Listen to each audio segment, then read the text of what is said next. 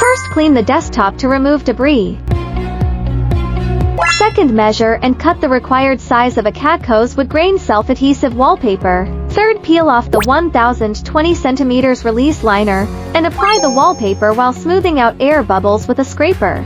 Fourth, use a diagonal cut to wrap the right angle corners of the desk.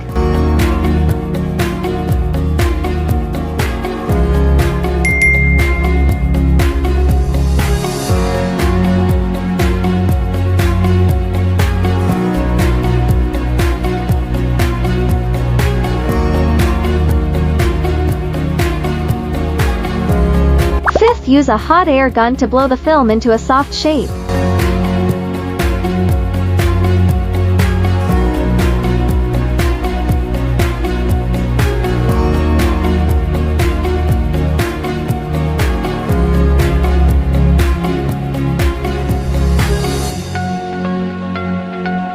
It's done. Let's check out the before and after.